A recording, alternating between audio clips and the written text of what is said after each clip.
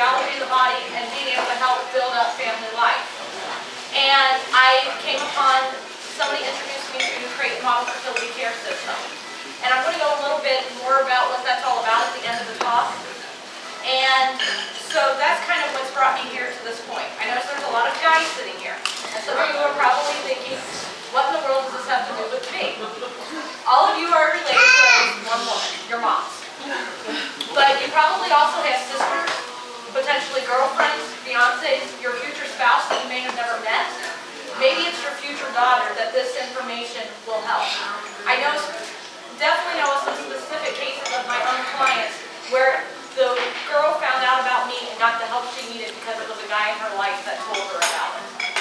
I also, my fiance, when he asked him a couple years ago if he would have thought he was going around listening to his future wife talk about this all the time, he probably would have thought we were nuts. But he could probably now, because of the questions people come up and ask, could probably tell you just about as much as what I know maybe sometimes. So what is this whole birth control and how did it come into being? What's an interesting fact about the birth control bill? It was approved by the FDA in 1960 and put on the market. The person who was behind that birth control pill was Margaret Sanger. Margaret Sanger is the one who started Planned Parenthood, which is one of the large providers of abortions. So she was one of the big pushers behind let's get the funding and let's do the research to find a pill that will keep, let women decide when they want to have children. In response to the release of that pill, in 1968, Pope Paul VI released a document called Humanae Vitae, which means of human life. And when this document came out, there was a lot of changes happening in the world. There was a lot of demographic growth. It was making it more difficult to properly educate, with the financial situation, to educate larger numbers of children. People were worried about overpopulation. Are we going to run out of resources? There was also changes in the place of the woman in society and what people thought of as women and the value that they placed on the Conjugal Act. So people started asking questions. Would it be okay if we had some artificial means to regulate births, especially since it's going to be such a hardship to have extra children? They were saying, would it be better to have, more control over our births even though we're not having less, be a little bit more rationalized on when we have children? They were also asking, has the time come where we should start looking at our reasoning instead of looking at the natural rhythms of our bodies to decide when we should have children? To be able to answer those questions, first you have to look at what is God's plan for marriage.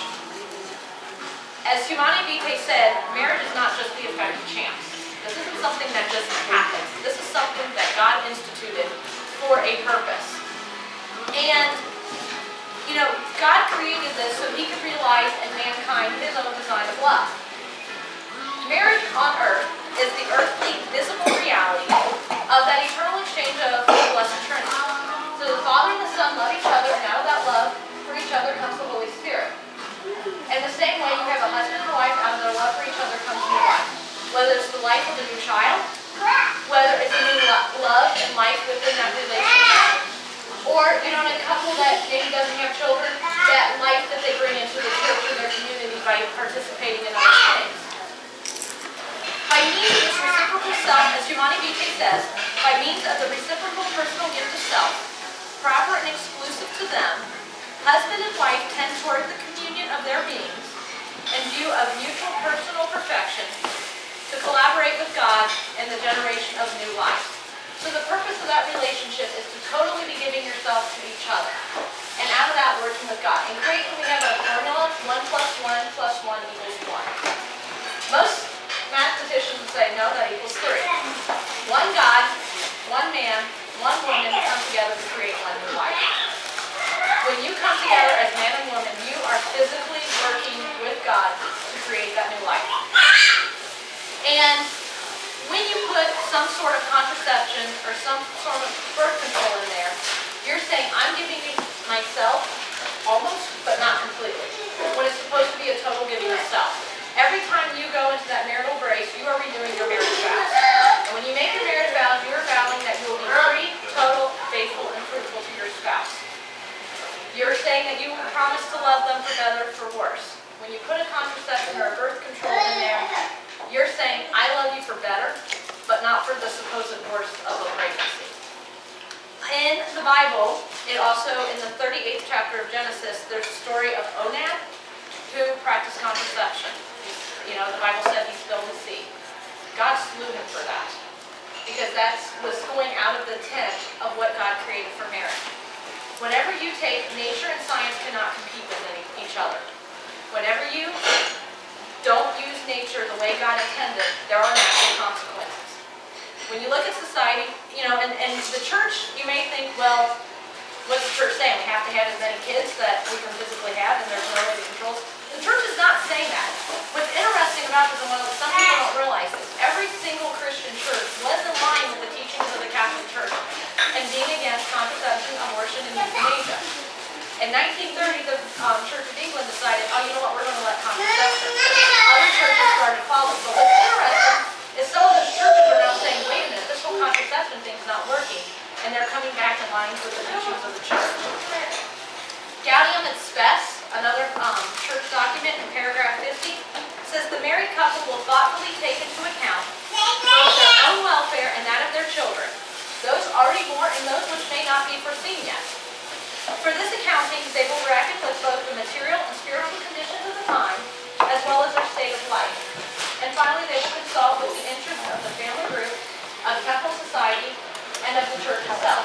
So the church is saying, you can look at what your family situation is, and for just reasons, you can limit the number of children you have. Pope John Paul II, well now Blessed Pope John Paul II, in a homily one time said, decisions about the number of children and the sacrifices to be made for them must not be taken only with the view of adding comfort and preserving a peaceful existence. Reflecting upon this matter before God, grace is drawn from the sacrament, and guided by the teachings of the church, parents will remind themselves that it is certainly less serious to deny their children certain comforts or material advantages than to deprive them of the presence of brothers and sisters who could help them grow in humanity and to realize the beauty of life at all ages and in all its variety. Like she said, I'm from a family of 10 children. There were things that we did not have. But it was very eye-opening. I had homeschooled for a little bit, and then I went to a public school. And when I was talking with the kids at school, some of them were saying, oh, you poor thing. You don't have Nintendo, and you don't have the $150 pair of shoes, and you don't have cable TV, and you don't have this, that, and the other. And I was looking at it, and I'm like, my parents are still married after how many years? I have all my brothers and sisters. Mom's staying at home for us. But one kid didn't know that you could take like flour and sugar and make things. He thought you had to start with a box because that's all he'd ever seen his mom do. Like, my mom cooks these delicious meals. How am I the deprived one here? The experiences that I had with my brothers and sisters, I wouldn't trade the world, you know, all these material things. And that's something to remember in your own mentality. Sometimes we get caught up in, well, I can't have kids because I have to pay for this, this, and this, and this material thing for my children. Sometimes teaching your children the responsibility of working for those things and letting them pay for some of those things as they get older, you know, so kind of keeping an open mind to that. So when we're looking at general society right now, 98% of women between the ages of 15 and 44 in the U.S. are on some form of contraception. 82% have used some form of contraception. 82% have used the pill. 92% have used the condom. 17% have used Depo-Provera. 21% have used female sterilization. 13% have used male sterilization. And this study actually says that 2% have used NFP. That's not contraception, but whoever did the study didn't understand that. So we've already said that, you know, we already said that if you mess up with God's natural plans and things, there'll be consequences. So we have all these people not using sex the way God planned them to be. So when Pope Paul VI wrote Humanae Vitae, he predicted that several things are going to happen if you start introducing birth control. He said that there's going to be a weakening of moral discipline. If we can't control ourselves in the sexual area of our life, how are we going to control ourselves in other areas of our life? Look at society right now. I think there's definitely a decline in moral behavior out there. He said that husbands would lose respect for their wives. It objectifies the spouse. Oh, I can just use you for my pleasure. so they start losing the respect for the gift that they're supposed to be giving their wife and the gift that they're receiving from their wife. According to Human Rights Watch, there was a 42% increase in domestic violence and a 25% increase in reported incidents of rape and sexual assault from 2005 to 2007. The statistics are showing that what the Pope predicted is coming true. The Pope also said that husbands would start using their wives and others for their sexual pleasure, as just instruments of sexual pleasure instead of realizing that gift. Look at the pornographic industry right now. And guys, that stuff is bad. The images, the way that the man's brain is wired, if you talk to guys who are now in married relationships, they say they wish they would have never ever looked at those pornographic videos or pictures because they're having such a hard time because of the way the chemicals burn that image in their mind. And if you look at Family Safe Media, they said every second $3,074.64 is being spent on porn. Every second there are 28,258 internet users viewing porn. And every 39 minutes a new pornographic film is being created. This one was what blew me away. In 2006, $97.06 billion was spent on porn worldwide. That's larger than the combined revenues of Microsoft, Google, Amazon, eBay, Yahoo, Apple, Netflix, and Earthlink combined. I think you're starting to use, and it goes both ways. There are women who are on pornography too. We're losing that respect. Of that $97 billion, $13.33 billion was spent in the U.S., and that exceeds the combined revenues of ABC, CBS, and NBC. There's a lot of money being spent on that. The other thing that Pope Paul VI predicted was that public authority would then try to exercise control over, people in their birth. Look at China's one-child policy. Look at the HHS mandate, where Obama's trying to mandate coverage of the contraception and abortion. So that's what he predicted. That's what we're seeing in society. There's also a lot of other side effects of the birth control pill that people don't realize. And I don't have a watch, so make sure I'm not going over time for you. One thing that people don't realize is that these, and when I'm talking birth control, you have like the chemical hormone ones, like the pill, the patch, the shots. You also, for the effects of, objectifying your spouse and things, you also have the devices such as the male and female condoms. But with the actual birth control pill or your Depo shots and things like that, a lot of people don't realize the abortifacient factor behind this. A birth control pill tries to work in three ways. First, it tries to prevent ovulation. If that doesn't work, then the next thing it does is it tries to thicken the cervical mucus to keep the sperm from getting through to fertilize the egg. And life does begin at conception. When the sperm and the egg meet, all the genetic material is there, the baby just needs some time to grow. That's the beginning of new life. So the third way that the birth control pill works, or the Depo shot does, is it actually changes the lining of the uterus, what they call the endometrium. So that's the uterus is the womb where the baby would grow. So it changes that lining where the baby can't implant. There's not enough lining there. And even the PDR, the physician's desk reference, which is like the major drug book that the physicians go to, even that says that it causes changes in the lining of the uterus that will decrease the chances of the baby being implanted.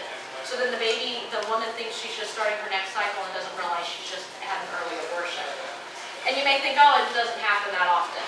With the pill, the breakthrough ovulation rate is 2 to 10% of the time. With the Depo and the Depo shot and the patch, it's 40 to 60% of the time that the woman still ovulates. The mini pill has a 67 to 81% breakthrough rate. And there's a BJ Finn back in 2005 said with over 17 million American women using the pill and other chemical abortifacients, it is estimated that breakthrough ovulation and pregnancy occur so often that between 8 to 12 million newly conceived children are aborted by chemical abortions every year. Those are huge numbers.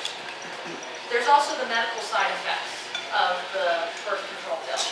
It can cause acne, it can cause cyclic weight gain, it can cause dizziness, it can cause nausea, it can also cause serious things such as blood clots and strokes. Blood clots can lead to death, and people are dying from these birth control pills. It could cause high blood pressure, migraines, hypertension, depression. It can also cause things such as hirsutism, which is excessive hair growth. It's male pattern hair growth in women. It can cause, there's one other thing, the gallbladder disease and liver tumors. How many of you grew up saying, I am so excited they created a pill that's going to make me gain weight, grow hair, and be depressed? I don't think that's what most women want for their lives. The other thing is the sexually transmitted diseases. These devices, these pills aren't protecting you from sexually transmitted diseases.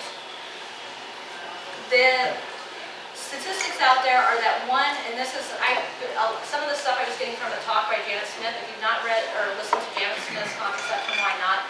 It's an excellent CD. You can go on the internet and download it for 95 cents. It's a really, she goes into all sorts of things. But she was talking about with 1 out of 5 Americans has an incurable sexually transmitted disease. Now those rates are from 1-year-olds to 8-year-olds, so you know the people in the middle have higher rates than that. Contraception is not stopping these things, just spreading it because it's making, you can't get a sexually transmitted disease unless you're having sex outside of marriage. And so since the birth control pills and the contraception are promoting that, they're actually causing the spread of these diseases. So there's a lot of societal effects of the birth control pill, or these chemical, I should say chemical contraceptives. One is the increased abortion rates. Back in 1960, according to Robert Johnson, there was a 0.0% of pregnancies ended in abortion. They were looking at pregnancies versus live births. In 2008, 22.2% of births ended in abortion. And it was as high as 30.1% in 1980. It's also causing, they said, oh, we have to have birth control because we have to keep children, we want these children to be wanted and we're going to decrease the numbers of child abuse. The problem is, if you're losing the respect for a child in the womb, what's going to cause you to have the respect for a child outside of the womb? And the child abuse rates, according to the National Child Abuse Hotline, in 1998, 3.13 children died each day from child abuse. And in 2010, it was greater than 5 deaths a day in America. And Patrick Fagan, back in 1997, said abuse and neglect of American children has increased 134% since 1980. And the proportion of children entering broken homes, since they're talking about divorce and out of wedlock, has more than quadrupled since 1950. This isn't stopping that. You can see direct correlations with these things. Some people are saying, oh, we have to have birth control pill because we're going to overpopulate the place. According to Forbes, you have to have a 2.1 replacement rate for a developed country. The undeveloped countries has to be higher because they have higher infant mortality rates. In the U.S., we're at 2.0, and the only reason we're at 2.0 is because of the Hispanic immigrants. They're leading the way in the number of births. That's the only thing that's keeping us up there. China right now has a 1.4 replacement rate. And there's also lots of studies coming out that they're looking at the effect of birth control on the environment. You're taking these artificial chemicals, they're coming in you and they're going right out in the same form. They're not breaking down. Some places are finding out that fish aren't reproducing because the levels of progesterone or other hormones that women are taking are so high in the water that the fish are becoming sterile. What's that doing to us who are drinking that water? And there's a lot of studies that are trying to figure out exactly what it is. They do know, the one study said that the artificial progesterone is one of the most resistant things to being removed from the water compared to all the other pharmaceuticals that they're trying to get out of the water. There was a guy, Lionel Tiger, that was his name, and he was an anthropologist who studied animal behavior. And back in 1960, when the birth control pill came out, he said nothing like this has ever appeared in the history of mankind that makes it possible to have sex without the expectation of pregnancy. And when human beings do that, male and female relationships are going to change radically. And we've definitely seen that in the last several years. But one of the studies he did, and there's lots of interesting studies out there on how this stuff affects us. He went to an island and he was studying the monkeys. And he found an alpha monkey. And if you're not familiar with how monkey behavior works, the alpha monkey is kind of like the king monkey. He has his little female monkeys around him. And he protects those females. So if another monkey wants to come in, he actually has to kill the alpha monkey to get to the females. And the alpha monkey will fight it. So he went and he found this alpha monkey that he named Austin. And Austin had 3 females around him, and those were the only ones that he would have relations with. So Lionel Tiger came in and they gave depot shots to the female monkeys. Well, Austin left those 3 monkeys and he went and started finding other monkeys. Then they went and they gave depot shots to all the monkeys on the island. Well, then none of the male monkeys would have sex with any of the other monkeys. And they started acting in very confused behavior, and some of the researchers said it actually looked like they were trying to have sexual relationships with each other, the males. So then they went and they took uncontraceptive, all the females, and Austin went back and picked out his 3 monkeys again, the same ones that he had started with. And so they're saying, how is that affecting, us as humans when we're starting to affect these chemicals in our body? Studies have shown that men are more attracted to women who are having fertile cycles. Men will actually produce more testosterone when they're around a woman who's having fertile cycles. So if we are putting ourselves under these chemical contraceptives, we're not attracting men the same way we were. And Lionel Tiger actually said that's probably why people are, girls are starting to dress more and more immodestly. They're not getting that reaction from guys that they used to be able to, but it's because they're contracepting themselves, and so now they're doing more and more risque behavior, trying to get that reaction from the guys. One of the other things they looked at were the pheromones. Now pheromones are these odorless, colorless sub-signals given off by the body, and they are thought to affect the behaviors of humans and animals on a subconscious level. So they took a bunch of pictures of supermodels, and they lined these pictures up, and they had guys come in, and they had them rate the attractiveness of the supermodels. Well, these are supermodels. Of course the guys said they were, very attractive. Then they took pictures of just ordinary women, and they lined those up, and in the room they put something that was saturated with fertile female hormones. What they found out was the guys actually rated the ordinary women as more attractive than the supermodels, because the substances in the hormones are being picked up through the olfactory nerves of the men. There was a couple other studies that they've also done with t-shirts.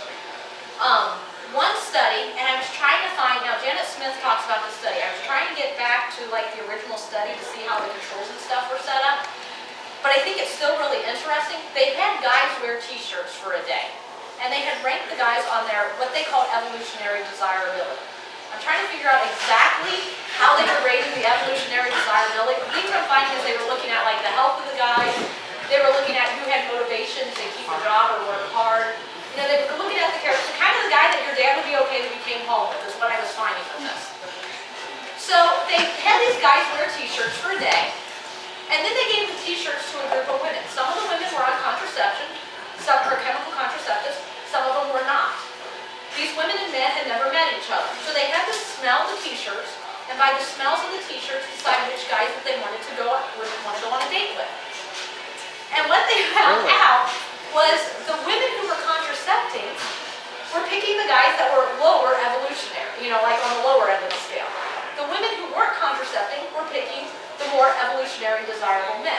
So like I said, I don't know how the controls and stuff work, but it's not something completely to throw out. But you've seen it where you've seen girls and you're like, what do they see in that guy? Or it goes vice versa too. But, and people why don't, everybody else can see that the guy's freeloading off her and she's just not seeing it. And so is that some of that potentially with these whole pheromones and the way the birth control is working? The other thing they looked at with a different t-shirt study was what are called major histocompatibility complex genes. And these are genes that are hidden in the scent of humans and that we pick up on each other. So they had taken the t-shirts, and the guys had worn them for several days or whatever, and they had the women rate the scents of the t-shirts and stuff. And they found out that the women were more attracted to guys who had a different, and we'll just call them MHGs, the major histocompatibility genes. The women were more attracted to the guys that had a gene that was different to hers. And if you have those different genes, it means you're less likely to be related to each other. The children have a more robust immune system because they have different genes coming in. But what they found out is when you put women on contraceptives, they're actually attracted to somebody with a similar gene to them. which would affect the immunity of their children, make it more likely that they could potentially be related. And the problem comes in, since women are naturally attracted to somebody different, okay, I'm attracted to you because of this effect of the birth control. Now I'm not taking the birth control. How does that affect my being attracted to you?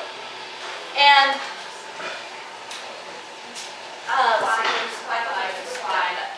one of the other things, now there was this article I found on the internet, it was Mail Online. I don't know what that magazine is, I'm not promoting to go, read it or anything.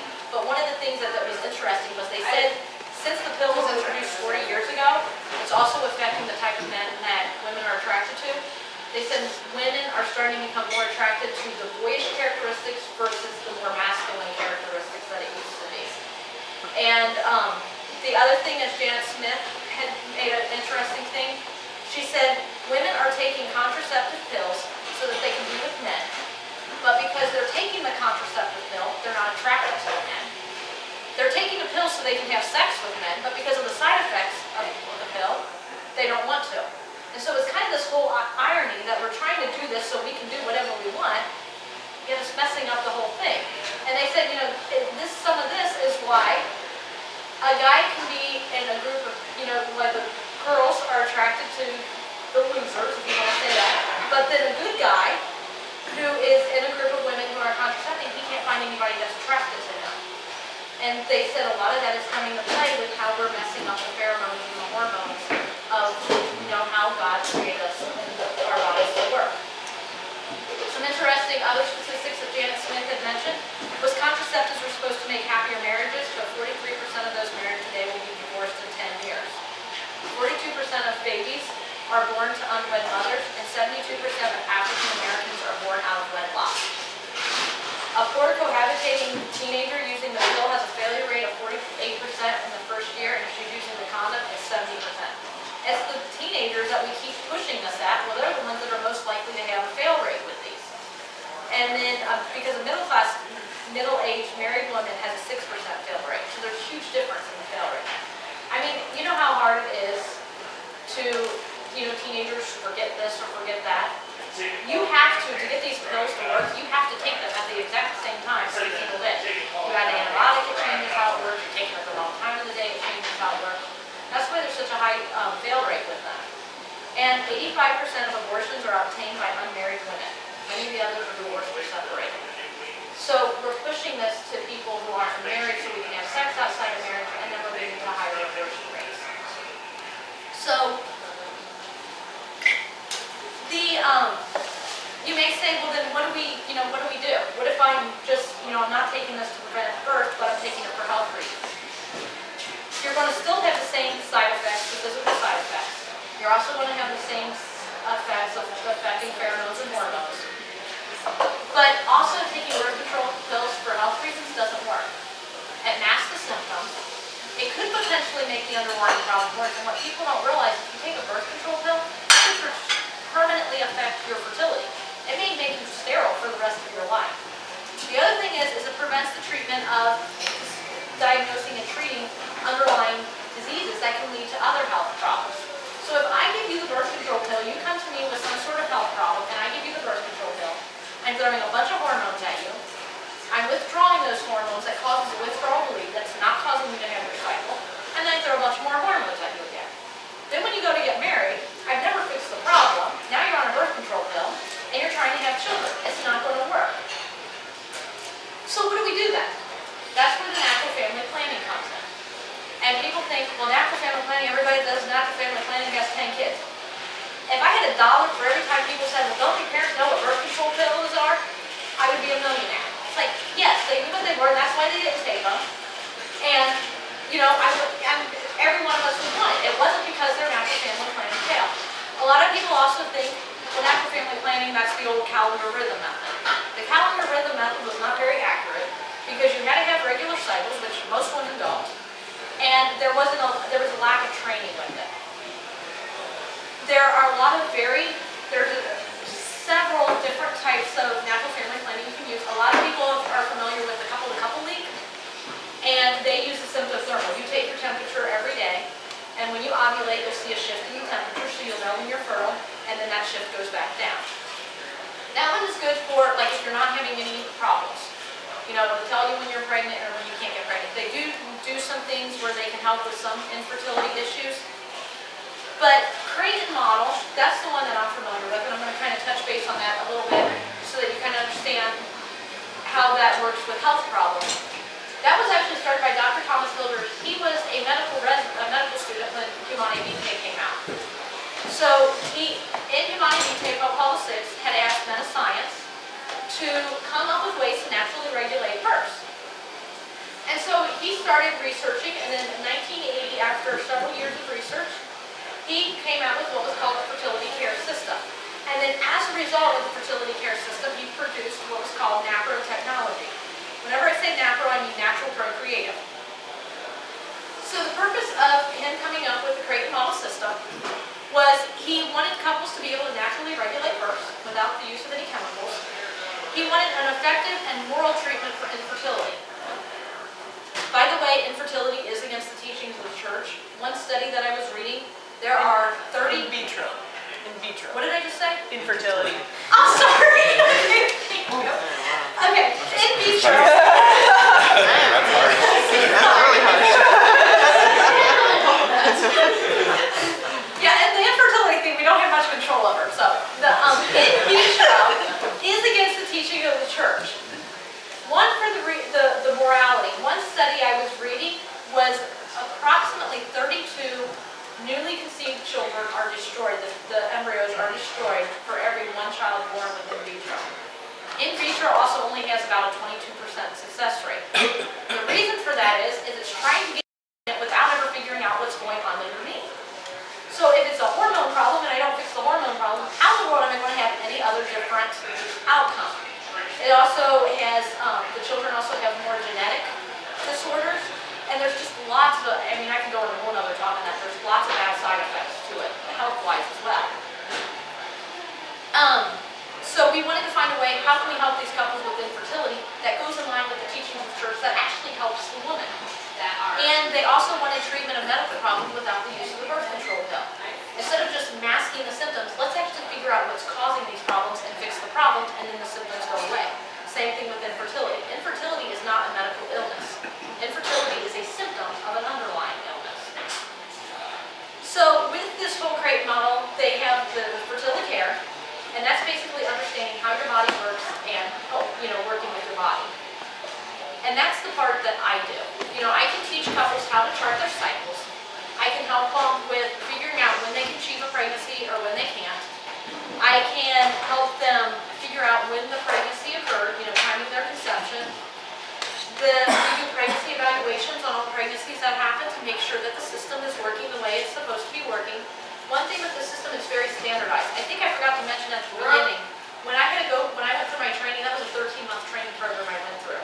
It culminated in a 6.5-hour exam. And I have certification stuff that I have to turn in each year to keep up that training. So this is not just people like just doing it on a whim. There's actually a lot of training and accreditation that goes into that. And one of the other things with the fertility care is we do the SPICE instruction. That's looking at the spiritual, physical, intellectual, creative, and emotional elements of that relationship. And it also, we always try to promote marital bonding. Everything we do is in the context of that couple, respecting the dignity of that woman and of that marriage. The NAPRO technology, so if I teach you how to do your chart, you can, in couples themselves are like, wait a minute, something's not right here, and they'll call me and say, my chart's changed. And do I need to go see the doctor? If we see something in your chart, or maybe we're not seeing anything in your chart, but you're not getting pregnant because maybe it's something that's not showing up yet, then we'll refer you to a NAPRO trained physician. And NAPRO technology is a new reproductive science that cooperates with the woman's natural cycle. So instead of us just trying to mask everything or try to suppress everything by throwing chemicals, let's figure out what's not working right here and get it to work correctly. So it's used for infertility, it's used for repeat miscarriages, maintaining pregnancies, irregular cycles. If you have irregular cycles, we can look at what's causing that and fix that. It looks at hormone problems, looks at things like PMS, which is the premenstrual syndrome. I always tell the guys, if your wife is grumpy or crying or having these crazy mood swings, like a week or so before her cycle starts, that can actually be a sign of a hormone problem. It's not just a woman being a woman. And there are things that can help with that kind of stuff. It looks at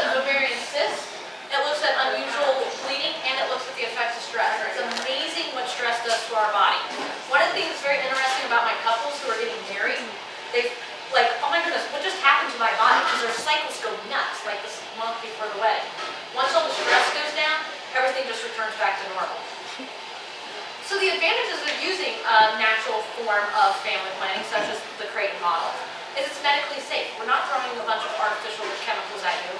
We're trying to figure out what's going on here. Oh, and the one thing I forgot to mention too is if I'm just masking things, some things like the irregular cycles can be caused by something called polycystic ovarian disease. Polycystic ovarian disease can lead to diabetes and heart disease. So that's one of the other reasons why the in vitro fertilization is not good, because it's not looking at, wait a minute, there's something here that's going to lead to health problems down the road. The Creighton model and other forms of natural family planning have been proven reliable, and I'll give you some of those stats here in just a minute. They've actually done studies on it, and some of those have been published in the Journal of Reproductive Medicine. It's comparatively inexpensive. If you look at the cost of buying birth control every year, or if you look at the cost of something like in vitro, you have the upfront cost of learning how to use the system and some stamps and charts, and you're good to go. It's natural and cooperative. Like I said, we're trying to get the body to work, so we can look at your cycle and say, okay, here's where you're ovulating. If this is a progesterone issue, I'm going to give you a bioidentical progesterone that works cooperatively, your body absorbs it as if it's its own, versus giving you something artificial. And I'm only going to give it to you when you're supposed to have it in your body. So then it makes your body get into sync the way it's supposed to work. And the other thing is if I give you progesterone too early, before you ovulate, then it's acting as a contraceptive, and I'm going to mess your cycles up. So we can look at your cycle and actually work with it and give it to you when you're supposed to have it. It's a shared system between the spouses. A lot of times the women will do the observations and the guys will do the charting. And what's neat about that too then is in the evening, if a couple would be trying to avoid a pregnancy, the wife doesn't become the police officer saying yes or no each night. Instead, the husband can look at the chart and go, okay, I know the answer to that question. The other thing is too, so a couple at one time said, when you're on the birth control pill, when I ask my couples when we do the spice, and especially the ones who have come from like a contraceptive mentality or have been using contraceptive, I always ask them, on the whole spice thing, what's one area of your life that you didn't think about too much, or you really noticed a change, or something? And it almost always comes back to communication. So like, we're starting to call each other pet names more, we're starting to talk about things more, we're laughing together more, because they can't just automatically go, because it's like, wait a minute, we're trying to avoid right now, so we have to sustain. We have to figure something else out here. And a lot of them say they start communicating. One person has said somewhere, and this was not one of my clients, one person had said somewhere that they all of a sudden realized, why are we taking the birth control pill? Why aren't we having a kid? We could have a kid.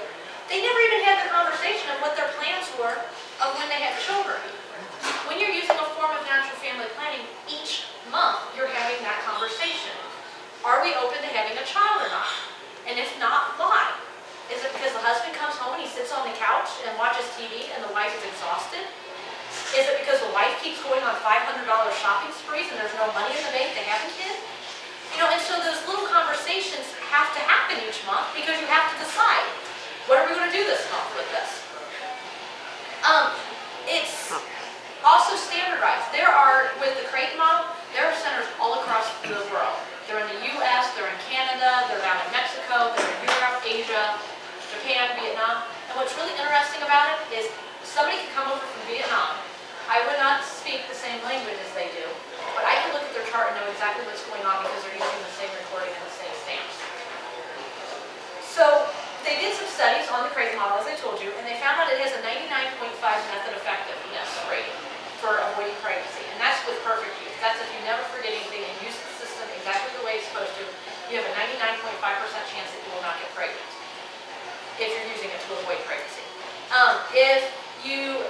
Then they looked at, okay, what do people normally do? I kind of cheated, I did chart last night, now I'm charting 2 days, and I probably forgot that observation, or they forget about an observation, or they're like, well, maybe that wasn't really what I thought it was, maybe it is, Even with that though, it was 96.8% effective.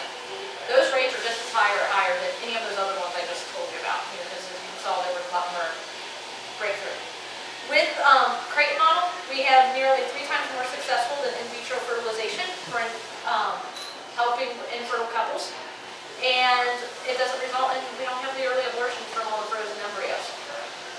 Multiple pregnancy rates are 10 times lower than with the artificial reproductive technologies. We're not just throwing a bunch of pills at you to try to make you ovulate or have a bunch of kids. 75% success rate for treating both PMS and postpartum depression. And the prematurity rate has increased every year over the last 25 to 30 years in the U.S.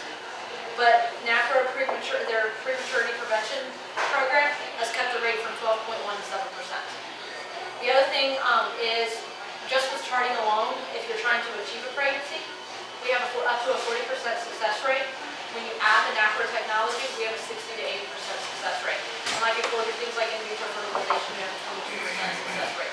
So just by charting and helping you figure out what's going on with your cycle, we charting in vitro fertilization. Dr. Brian Kopp had looked at kind of natural family planning versus women who are using natural family planning versus the general population or even other women. Time up? Okay. Getting close, yeah. Okay, and I'm just at the end almost. People who are using women who use natural family planning had a lower divorce rate. Their divorce rate is about 0.2%. They found out they had happier marriages. They were happier, more satisfied in their everyday life. They actually had a tendency to have more marital relations than those that were non-consensual. They had a deeper intimacy with their spouse. One person that I had read, I thought it was interesting. They said this intimacy is, I love you so much that I would love to create another one of you. You know, and so they weren't putting that contraception in there. They had a deeper level of communication, like I already told you, the whole traffic cop thing. And they also had relatively larger families. And that's not because the natural family planning was failing. Creighton did a study, and out of 100 couples in the first year, 22% of those couples decide we're not going to use this to avoid pregnancy anymore, we're going to use it to achieve pregnancy. So it's not that the natural family planning is failing, there's just so much love being generated that they're welcome to Earth, wanting to bring a new life into the world. They're less likely to have abortions, cohabitate, have sex outside marriage, and they tend to be more traditional and have more traditional moral values. And so, yes, there are some sacrifices involved. You know, there are times that you have to abstain if you're using a form of natural family planning. But then at the end of that, you get what they call the honeymoon effect. You know, and it's like going on your honeymoon again each time that you've gone off of staying. And most things in life, there are sacrifices, you know, anything that's worth having. And so I guess that's kind of it, unless anybody has any questions. So, I will collect questions if you guys have any. I have my handy dandy question basket. Which will later turn on into a nation basket. I don't know if anyone has questions. And if there's one that you just want to blurt out, you can do that. Yeah, you can, if you just have any questions. It was like a lot of information. Yeah, So sorry. personal ones. Yeah. First of all, I commend you for speaking tonight. I know it's a tough, uncomfortable topic for a lot of people, so I appreciate you speaking openly about that. So, you know, trying to be devil's advocate is, the thought of being against some of the things that you're saying on the aspect of that, is creating a chemical imbalance. How can we take that argument and then look at, we're a culture of prescription drugs are everywhere, over-the-counter drugs are everywhere. How do you separate, compartmentalize, that drug versus all the other drugs that we take? You mean in the sense of like it affecting pheromones, or in the sense of it Chemical imbalance. The chemical imbalance? Yeah. Because different chemicals do different things in the body. Oh, I thought you were going to say, okay.